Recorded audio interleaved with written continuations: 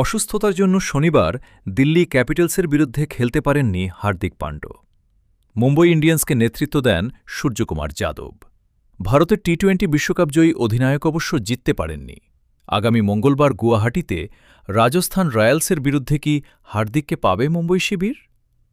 শনিবার টসের পরই সূর্য জানিয়ে দিয়েছিলেন হার্দিকের খেলতে না পারার কারণ।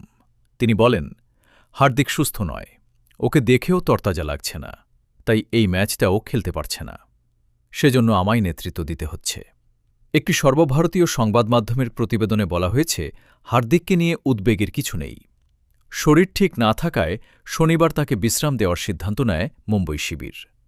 রাজস্থানের বিরুদ্ধে হার্দিকের খেলতে সমস্যা হবে না বলেই মনে করছে মুম্বই। হার্দিকের ভাইরাল জ্বর হয়েছে, শরীর কিছুটা দুর্বল।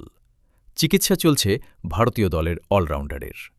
মুম্বই ইন্ডিয়ান্স সূত্রে খবর, দলের সঙ্গে গুয়াহাটি যাবেন হার্দিক। সোমবারের মধ্যে রিয়ান পরাগের দলের বিরুদ্ধে মাঠে নামতে তার সমস্যা হওয়ার কথা নয়। 5 বারের চ্যাম্পিয়নেরা অক্ষর পটেলদের কাছে হেরে কিছুটা চাপে পড়ে গিয়েছে। তাই রাজস্থানের বিরুদ্ধে মঙ্গলবারের ম্যাচ মুম্বইয়ের জন্য গুরুত্বপূর্ণ। উল্লেখ্য, আইপিএলের পয়েন্ট তালিকায় এই মুহূর্তে শীর্ষে রয়েছে রাজস্থান।